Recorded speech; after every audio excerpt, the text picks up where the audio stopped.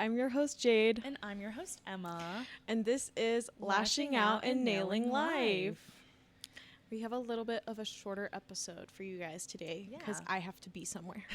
But it's also a requested topic, so I feel like those always go a little faster because we're more prepared. Yeah.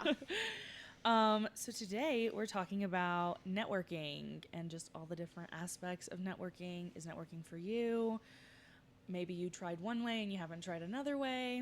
I was going to say, this should help you narrow down which kind of networking is the best for you. Yeah. Yep. So there are in-person networking groups. There are online ways to network.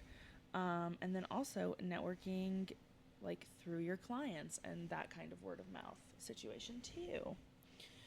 So have you done many in-person networking things? So I've never been a part of a networking group like BNI, or here in Colorado we have the Polka Dots, and I don't know what yours is called, but Mine anyways. is Women in Business, Douglas County, I think. Okay. So I haven't been involved in any of those directly. I've been to a couple BNI meetings with my friend, our friend Mackenzie, and I did enjoy those. It's just the, not to be rude, but extortionate fee. Their annual fee was just not for a small business like mine. Mm-hmm. And as much as I did feel like the people there would be able to refer people to me, I didn't feel like I would be able to give the same back given the age of my clientele and typically what my clientele is looking for. They're not necessarily looking for a realtor or an insurance agent, and the whole point of BNI especially is to refer to each other. And that's the point of most networking groups. But with that one, there is a very high standard. So for that reason, I've never been a part of a paid networking group. But I have been a part of a number of different Facebook groups that have networking events through them. Mm-hmm. Right now, the one I go to is called Glaze Denver, and it's for those in their 20s who are... So it's more specified, whatever that word is. Yeah, and it's not paid for. It's just... Oh, that's nice. Yeah. You just show up if you can, it's and they do it once a month. It's about finding what works for you, because a BNI, I also feel like with us and how we're not only a specific field but also so localized, that BNI always seems to not be worth the price, because it's something crazy. I mean, we're in Colorado and obviously BNI is nationwide and they probably charge different prices, but it's one of those things where you pay so much money, it's every week, and it's so broad. It's everyone from window washers to pet groomers and more people who need that kind of broader networking, versus my networking group is definitely smaller. It's all other women who work in Douglas County or have businesses in Douglas County. And so you're more likely to get referrals. However, when you do go down a smaller group route, it can sometimes take longer to get referrals, especially, and the reason I love my group is because they do not pressure you like a lot of BNI or more widely known groups do to get those referrals. Yeah. And it's super affordable for small businesses. It's all just about what is going to align with your business.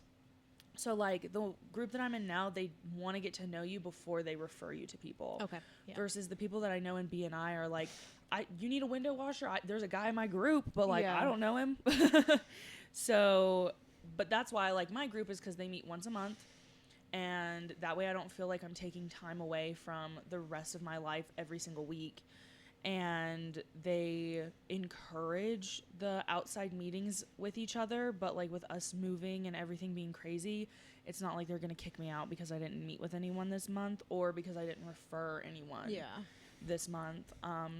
But also with my networking group, now that I've switched to the podcast, it's a little bit different. But when I was networking for my nails, it wasn't necessarily a group where a lot of women got their nails done, and those who did had been seeing the same person for 20 years. So I didn't necessarily get a lot of referrals from my group in the beginning, but I was able to refer my clients to people who I knew and trusted. Yeah. So if somebody needed a real estate agent, if somebody needed a mortgage lender, a real estate agent, an insurance broker, a photographer, I knew people, and I was oh, and I know them, and they're good women. So there's also that aspect of do you want the smaller feel where you do kind of have to get to know the people you're networking with? Or can you get away with the bigger feel? Do you want the bigger feel? I know Mackenzie, again, she's in like a BNI group, and she's an auto broker. So it makes sense for her because she deals with everyone drives a car. Everyone from all over Colorado could use her. I even think, I don't know if it applies to all auto brokers, but I know some auto brokers can work within different states, like all sorts of things. So it makes more sense for her business and her scale that she's working on. Whereas for us personally, I don't really feel like it's the perfect area for a beauty professional to be, especially as a small business owner. Now, maybe if you actually had like a spa or a salon and something bigger, I think it would work better and the money would make more sense. But when you're a small solo beauty entrepreneur, I don't think BNI is necessarily. And that's how I learned a lot about BNI, is because the salon I was in, the owner was in it. And a lot of people would come last minute to like get their little referral bonus for the group or to like check it out. So it was a lot less planned for them too.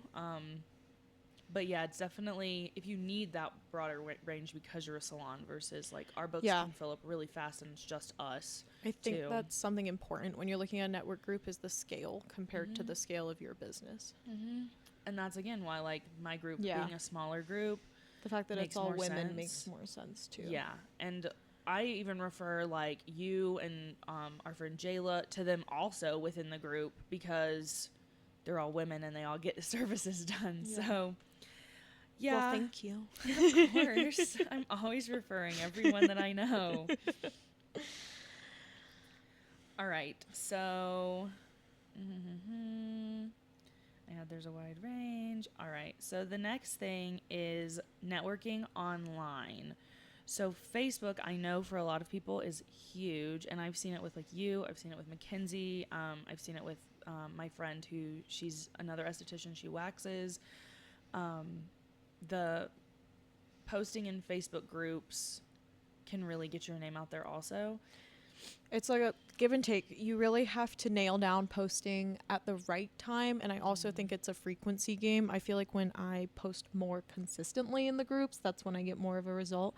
And that's because if they go into the group and they just search lash artist or lash extensions or lashes, it's going to pull up every post that has that. But if you've posted more frequently or more recently, yours will be closer to the top. And honestly, from what I'm looking at, it pulls more of those who post more frequently to the top above more recently. Because it gives you like badges and stuff too when you post more. So so it's really a numbers game when you're doing Facebook it's groups. Consistency in any group you're in, the more consistent you are. It's just like creating a really obnoxious logo. Like the more that you're out there and people get to see you and remember your name, they'll be like, oh yeah, somebody else mentioned her before. And it's important to not just join like word of mouth groups or referral groups. Join like your local mom groups and neighbor groups or like next door, because people will constantly, like in the mom groups I'm in, they'll constantly be looking for a lash artist lashes, that does this, nails, a nails person that does this, hair, or like whatever sort of thing. And because those groups are also more personal, because they're like other mom groups or community groups, they take your word for it at a bigger value, because they're like, oh, another normal person is referring someone else, or oh, she's in this group too, so we already know we have like the area in common or things like that. So yeah, that's a big one. Yep. Okay, I'm like trying to read. I wrote like a full script for myself this time. I also wrote down Instagram networking, which is different, but I want to include it because I don't really do this that much anymore. I mean, I still kind of do, but Instagram doesn't have groups. So it's different. But what I used to do and still kind of do, especially if I know a client is moving, is you can follow, and this applies to anyone. So you can follow people on Instagram who do the same thing as you, but in a different state. So if you, and I know you do this because you're a brand ambassador, so you all are interconnected, but if you do, even if it's just like holistic healing or chiropractor or anything like that, if you follow other people specifically in different states, the amount of clients I've gotten because I made a connection with another nail tech in a different state. And then when their client like moved here, they were like, "Oh, I know Emma. So Yeah. I'll give them to you because like I know her." Or I've had clients where they move and I'm like, "Ooh, I actually do have like a list of people." Like one of my clients just moved to a really small town in Wyoming and she was like, "I'm not going to be able to find a nail tech nearby. I'm going to have to drive 2.5 hours away to the city." And I was able to find one nail tech in her area. And I was like, "Please, she's great. You just have to take her." And she did. But like we had already been following each other. And so we did already kind of have that connection. And I don't do this that much anymore. But if you have a broader, maybe even like online store situation, you can even reach out to them via a message and be like, "Hey, we do the same thing, but I offer it here.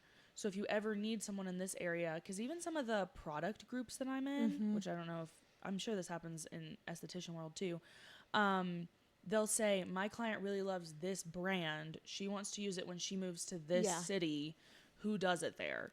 And then, you kind of have your little list of people to recommend. Even if they just move to a further city and they can't come see you because it's really inconvenient, that's a good way to make those connections also. The other way to network through Instagram, which I still do here and there, is if you go to local places near you, like local Pilates places or yoga places or local hairstylists, local nail artists. If you go to their followers and you look through who follows them, you can follow some of their clients.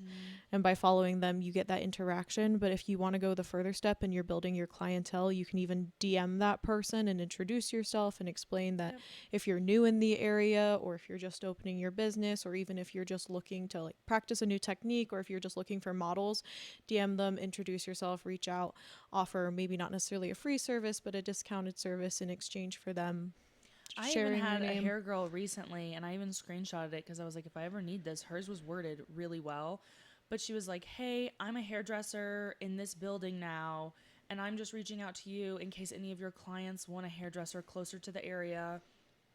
So there's that too. If you do kind of that, in my networking group, we call them power partners. Like me and Jade, for example, are power partners. We are in the industry. We can refer people to each other.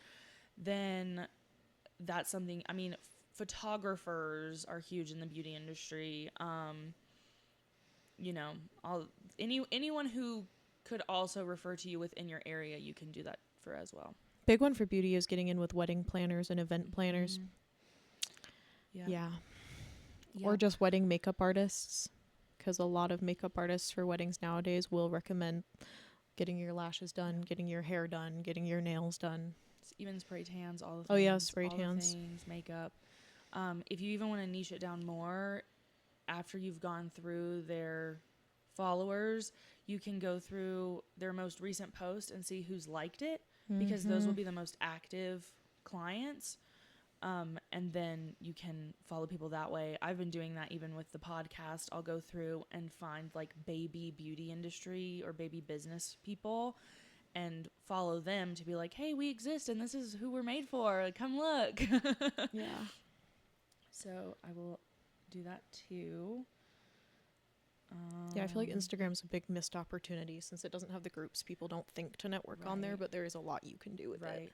And I think too, it just definitely depends on where you're more present. Like Instagram for me, I try to utilize so much because that's where I'm going to be more present. Facebook is so much harder for me to like want to network because my books are closed. So True, I yeah. try to post now. I really only have the podcast to promote. And so that's a little harder to intertwine without sometimes kind of sounding like too self-promotion-y. Like people be like, "I don't understand how people do this." And I'm like, "We have a podcast." So it's all about finding where you're going to fit and what you need to get Yeah. from things. I do want to address the power partners thing again,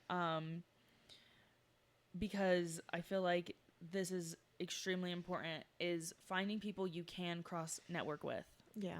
So yeah, we just touched on it, but I really want to emphasize, like, if you do something, like we have a nutritionist in our group, so she is going to be able to partner more with like chiropractors and more health aligned, wellness coaches, Pilates instructors, even if you're like focusing on your health, things like that.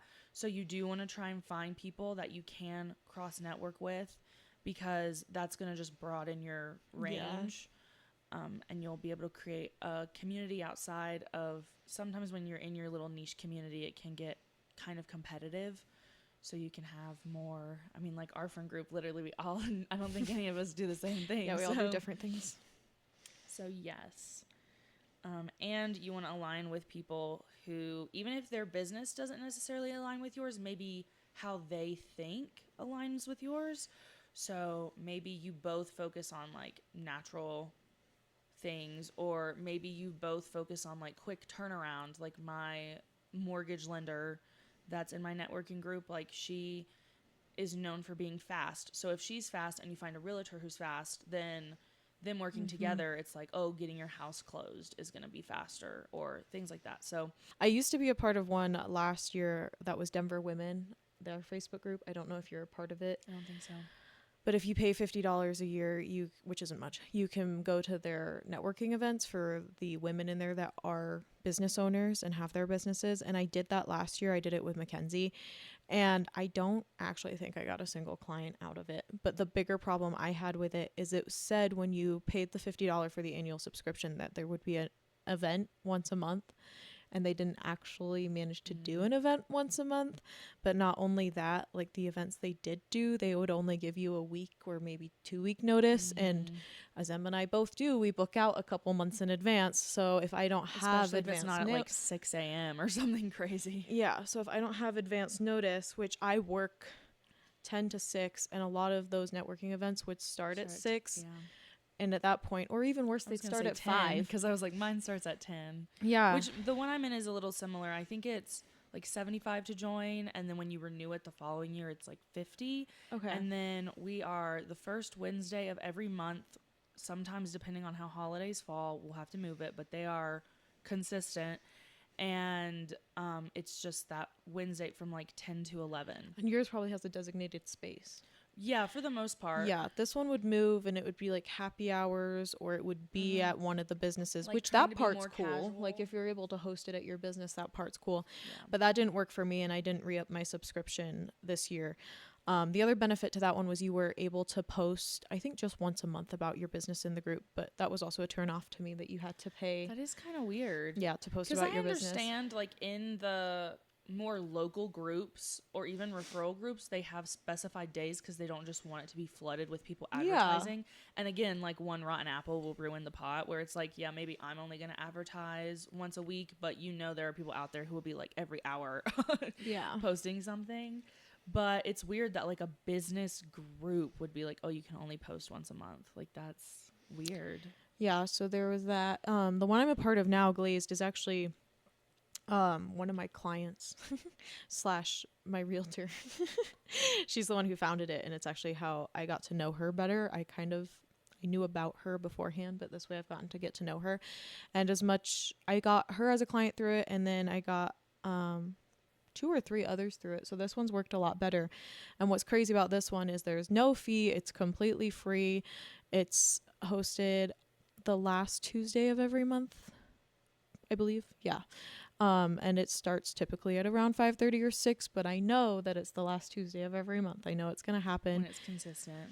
Yeah, so that one's been really nice, and it's just super casual. Sometimes they'll do a trivia night. Sometimes they'll have a speaker so that you learn more about business. And if you want to do in-person groups, find out like either if they're free, like yours, how it's free all the time, or like my group, I think you can go 2 to 3 times before they make you decide. So figure out like how many times you can go to a group to kind of get the feel, the vibe, and see if it's going to fit for you. Or, you know, I mean, depending on your business, you will probably be able to tell pretty instantly whether or not you'll be able to get referrals, or if there's somebody in that group that you'll mesh with. Yeah. But more casual is more my vibe, and it's what's worked better, and also people my age has worked better because it's easier to relate, especially if you're both in your 20s, starting a business, getting into life that way. It's just an automatic bonding moment in my experience. Yeah. And then, the other thing I wanted to talk about is networking through friends and families and how there's major pros and major cons. So I did this at the beginning of my business and it fell apart very quickly due to falling out with the person that I got 6 of my clients through. Falling out is probably the wrong words, but that's what we're going to use for this. Yes. Yeah. Anyways. I think at the time when it happened, that was a third of my clients. So losing 6 was a big hit. And I've had it come and go where I have gotten clients through people I'm seeing, through friends that I then fall out with. And it's just very quickly not the right way to go about it, because unless it's somebody stable in your life, those people are never going to choose to continue to see you over something happening with the person that has been in their life for 5+ years, which is totally valid and totally fair. But when you're trying to build a business, that's not going to benefit you at all, because who you think is a stable client for those 6+ months, so it's looking good, then they're suddenly not, and your clientele kind of shifts around. Yeah. So my experience with networking through friends and family is networking through friends who are in the same industry as you, so they really do have your best what is the word I'm looking, best interest. That's it. I've worked all day, I'm tired. Networking through friends that are in the same industry as you, or are also entrepreneurs, or friends that you know have your best interest at heart, are going to be a lot safer. Honestly, the ones who are in your same industry are definitely your best bet, because they're going to know that client from their experiences with that client, and they're going to be able to gauge if you're the right person for them. Like price wise, how often they have to come see you, everything like that. Like Emma and I offer very similar services at similar price points, honestly. You have to come in every 3 to 4 weeks, depending on your retention and how your nails or how your lashes do.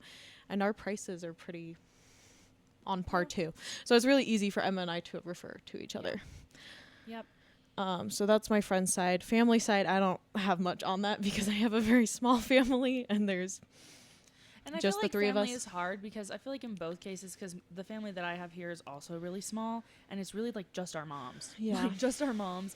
And while my mom, she teaches Pilates and she only gets her toes done, so like people look at her toes, it's still kind of like who she interacts with isn't necessarily the type of clients that I want.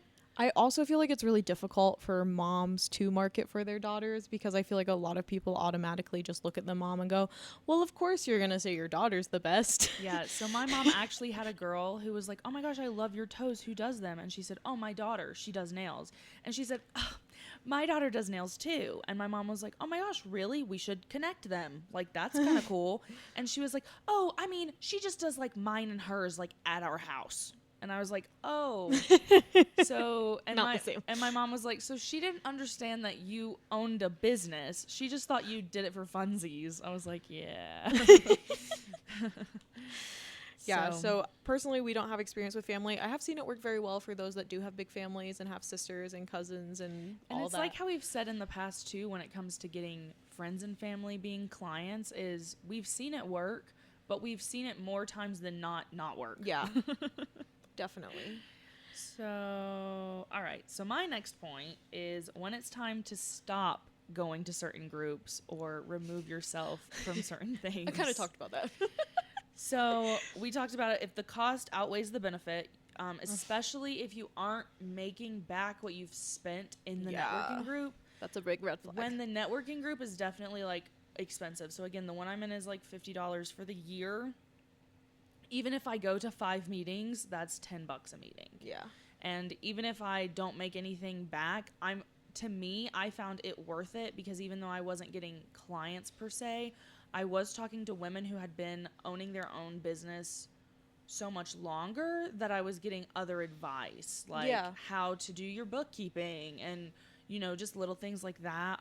Realizing like where the holes were in certain marketing things And that's a good point that I feel like we've missed this entire episode, is networking doesn't only have to be to gain clients. It can be to 100% learn more about your business, which Em and I have talked about in previous episodes. Like if you're starting your beauty business, lashes, nails, hair, it's really good to find somebody else who's been doing that a little bit longer than you to learn from them. And not just a little bit longer, but that you can see has successfully. done it longer. Somebody you look up to. And you'll just learn little things like, oh, people really do appreciate online booking, because the people that I see struggling the most don't do that. They always require an email or a phone call, and we don't always have time for that. Or their instructions on their website aren't clear about how you can even book with them. And so it's even just like noticing things like that from other women in my group and stuff like that. So yeah, so networking to learn as well as networking to gain clients. But definitely if you're not making any money back after your first year, especially if the group has kind of that smaller feel where you have to really get to know the people in the group in order for them to want to recommend you, it's probably time to stop. If you're paying more than, like, again, $75, $50 for the year, and you feel like you're not gaining anything, any knowledge, any clients, anything, it's probably best to step back. Yeah. Also, if they don't fit your vibes, again, most groups will lock you in for a year. And if you find yourself forcing yourself to go because you hate going and you hate, like, putting on a face or not being able to, like, be your brand, it's probably time to stop going. You want to be able to go somewhere, and if you feel like you're more quirky and alternative, you're not just, like, in a room full of 90-year-old ladies who hate that. Like, or, you know, like, you want to make sure that you fit in there. Because those people aren't going to help you find clients anyways. Mm-hmm. And then my last point for that was, if there are no power partners or you don't walk away with at least one connection. And again, that doesn't have to be a client. That can be, like, I know that there are at least 2 women in my group right now where if I left, I would still continue to utilize them in some way, whether it's advice or, like, actually using their services. Yeah. Or recommending them to people. There used to be more, but we, you know, people change and people move and all the things. So, yeah, again, if you're not gaining anything from the group, especially after that year that you've paid for, then it's not going to be worth it. Yeah, I mean, I stepped away from mine because they couldn't plan properly, and that was my thing. It's like, if you can't be organized, I'm getting nothing out of it. Yep. But Emma definitely has more experience in the networking group. I mean, I've been in this group for 2 or 3 years now. And again, I probably have gained like 2 clients. But the amount of business knowledge and the amount of, because I talk to people so much, the amount of people who, we used to have an insurance broker. I trusted her so much and knew that she was a decent human being that when it was time for me to get my own insurance, I used her, and I recommend her to my friends who get kicked off their insurance because she broke everything down, like literally everything down, because I felt so stupid. I was like, what's the difference between a deductible and whatever the other thing is? And she explained it to me, and she didn't make me, anyways. I had that, and then I run into people all the time who need different things, and it's just, it makes me feel better to be like, oh, I know someone, and they're nice, and you will like them. Yeah. So that's what I gain from it. And especially now that I'm doing the podcast, I feel like it's becoming a little bit more, people are more interested because it's a field that they actually care about. Like, again, none of them really get their nails done. And if they do, they're seeing someone that they've seen for forever. Yeah. However, they're in that networking group for business advice and to grow their business. So with the podcast, they're like asking me questions, they're listening, and they're giving me feedback, and they're doing the things that we want with our podcast because it's something that they care about too. So again, just different people, different networking groups. Yeah. And then, yeah, it's okay if also none of this has worked for you. If you feel like this is not, even if it's just you feel like this is not how you grew your business, that's okay. It's not something that you should feel like you have to do or that you need to do. But it can be a huge help if you've never tried any of it before. And again, consistency is key. There's also a chance that you've tried all of these, but you weren't necessarily consistent with your postings. Or I have some friends who on the Facebook groups, they have it in their calendar. Today is business post day. So they know that they can go and post their business. Or in the groups, like, I try not to miss meetings unless I absolutely forgot to schedule it into my day. So if you are going to try and do it, you definitely have to be consistent. Yeah. Other things to consider. You like my little script. Other things to consider. We mentioned it before, but networking within your clients, physical word of mouth is huge. I think it's honestly the biggest thing in our industry. And again, I again love my networking group. But I gained 98% of my clients from other clients. I have mothers and daughters. I have best friends. I have people who heard about me through someone who I didn't even know still remembered me as a person. Like, word of mouth from people to person is huge. And so even if you focus on that, or if that's how you feel like your business grew or is growing the best, that's okay. You don't have to do everything either. Yeah. So if you have, my favorite thing is if you have clients who already are obsessed with you, and every time they come in, they're like, I love you. You're my favorite person. Then either ask them like, hey, tell your friends. Or I wrote down a few things here. Something I used to do and still kind of do, but again, people don't like do it, was I would ask my clients like, hey, if you really loved your nails today, like leave me a review, Facebook, Google, in one of the mom groups that you're in one of your neighborhood groups that you're in, and you'll get $5 off. Yeah. That's a big one. That's like, again, because then you see people who in the referral groups, they'll be like, hey, my hairdresser is blah, blah, blah, and she always kills it with my hair, and I love her. Here's pictures of my hair. And people will be like, hey, that's a person telling me about a business that they like, versus, you know, businesses advertising themselves, because obviously we all think we're the best. And then you can offer bigger incentives, but we definitely don't want to tread into the overly discounting things and getting clients that are only on the hunt for a discount. So, and it depends on what your business is too. Like, obviously, if you sell cars, you can't give like a bunch of things off if people refer you, but maybe you give them a coffee gift card, or you know, there are other things you can do. And again, that benefit versus the price. Like, you don't want to do too much to where if you don't get anyone back, you've spent $3,000. Yeah. So that's it. Those are my notes. Wow, we got through that so well because I wrote everything down. It was definitely more of a you-heavy episode. I figured it was going to be just because I'm big on networking, and I've learned so much from the group that I'm in. And it really is like all women who are all trying to grow. So that's really nice. Yeah. Yeah. It's a great group. I'm a casual networker. Yeah. And again, it all depends on what is going to work for your business and what, again, if you're noticing something that you're already doing is working, you don't have to do more. Yeah. You can just keep your one thing. If we didn't have the podcast, this probably would have been my last year in the networking group, only because I've gotten as much as I felt like I could get from it at this point. But now that I'm doing the podcast, yeah, it's a whole new can of worms. But again, like, it's been an interesting experience because I have more of them saying like, hey, I listened to your episode, and oh, I'm supporting you in these ways because it's free. So there's that too. Yeah, it's easy. But also, this was a topic that was requested by them because a lot of people don't know how to find out if networking groups are the right move, and how to figure out what you need. So this was your casual chat. Anyways, all the links will be posted down below, and we'll see you guys next time. Bye. Bye.